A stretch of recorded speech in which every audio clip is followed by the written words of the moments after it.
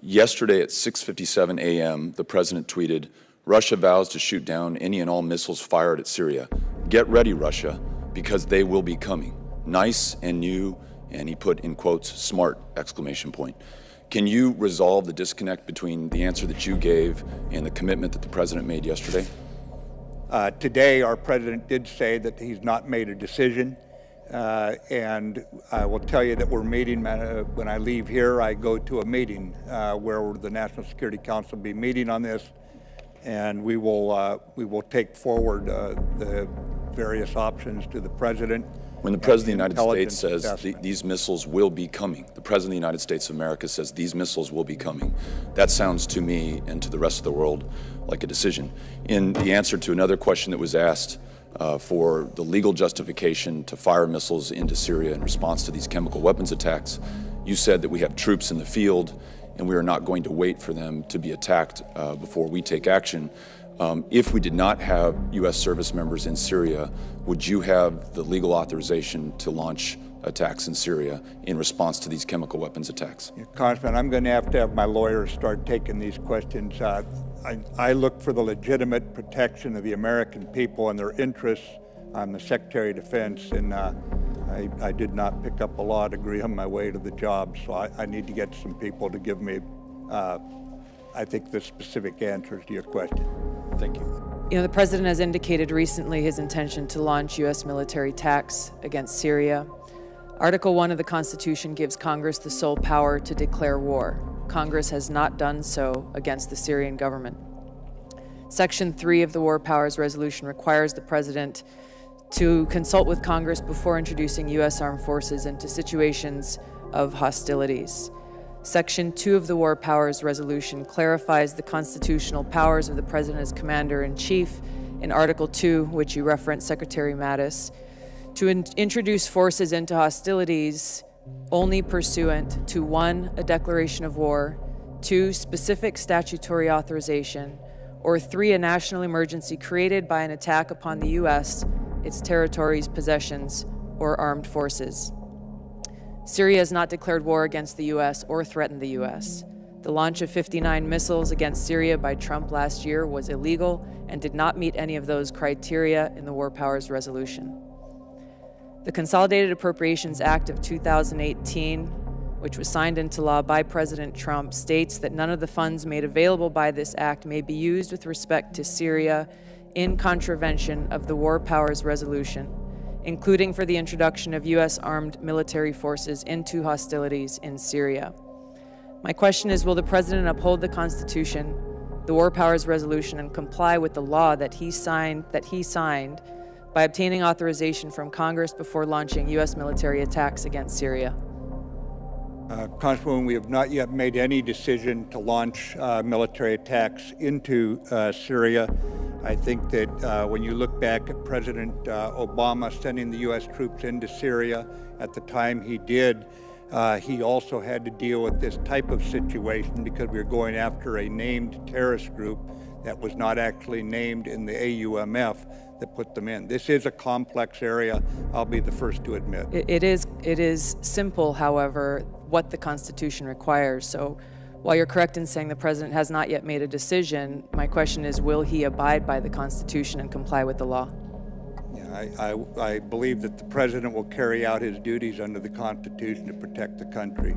What would the objective of an attack on Syria be, and how does that serve the interests of the American people?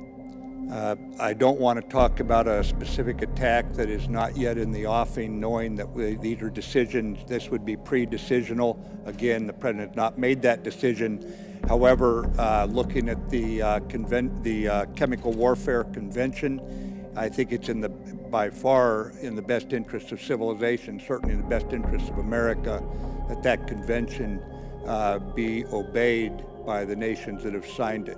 And what has happened in Salisbury, England, and now has happened in Syria again, shows that this is not an idle concern.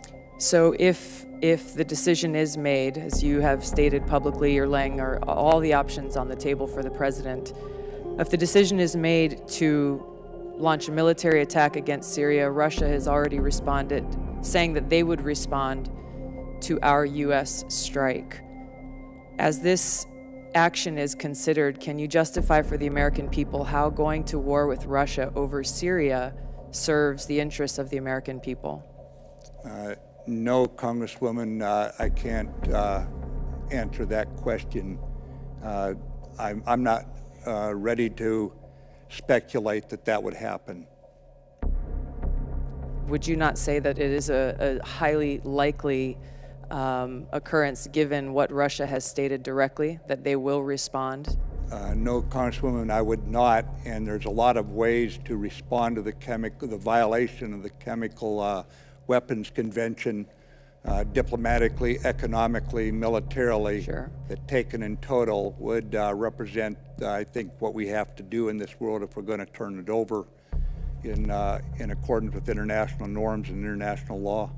One last question. The 2001 AUMF is the authorization with which our U.S. forces are in Syria today. While ISIS, there's been much progress made in the counter-ISIS campaign, and they're close to being defeated in Syria. Al-Qaeda has grown stronger. Brett McGurk stated just over a year ago that al-Nusra is now Al-Qaeda's largest formal affiliate in history. So Al-Qaeda has grown stronger in Syria.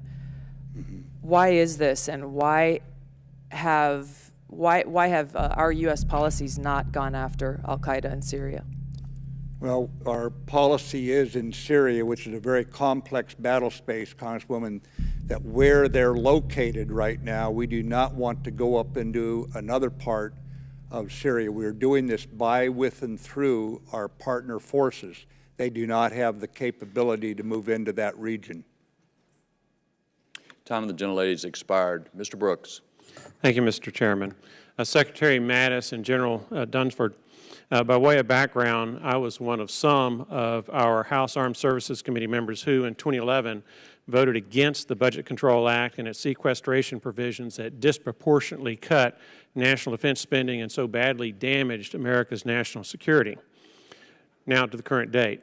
Per the Congressional Budget Office, we face an $804 billion deficit this year, $12.5 trillion in total deficits over the next decade, and a total $33.8 trillion gross federal debt by 2028. Proverbs 22:7 warns us that, quote, the borrower is the slave of the lender, end quote. Similarly, I would submit, America's debt slowly but surely gives our creditors power over America. For emphasis, China, a geopolitical rival and perhaps a foe, is America's largest foreign creditor at $1.2 trillion. Here is our problem. If America's creditors simply stop loaning America more money, something they have every right to do, our federal government is immediately, the next day, insolvent and faces an immediate $800 billion shortfall.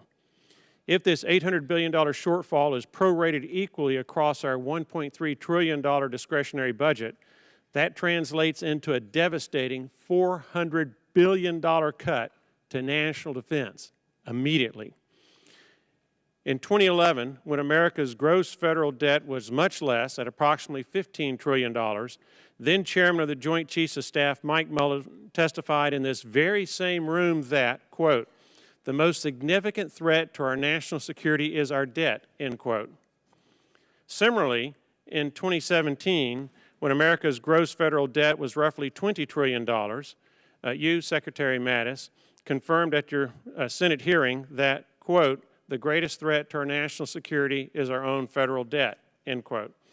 In the time that remains, will you please help the American people understand why you believe America's out-of-control deficit and exploding debt are threats to America's national security? Well, Congressman, I think any nation that can't keep its fiscal house in order eventually cannot maintain its military power, hence the connection to the Department of Defense that concerns me so much. It's also why we put solvency and security as watchwords at the Pentagon, because we need solvency first. So we're aligned with you. The situation I face is a worsening security situation in the world. So then, even with that thesis I just mentioned, I come in asking for an awful lot of money. The point I would make is in 1985, we spent 5.7% of our GDP on national defense. It was in the 36 percentile during World War II. But 1985 was not a war year for us, and we were spending 5.7. What we are asking for in 2019 is 3.1%. So we believe America can afford survival, and I recognize the competing and very tough decisions on domestic spending, on health care, on defense, and I can only tell you that we will spend every dollar as wisely as we can. I don't have stress, Congressman. I create it. If I find someone who's getting artful with the money you've given us, that person will have to leave our ranks as we try to buy the time, security-wise, for you to put the fiscal situation back under proper order.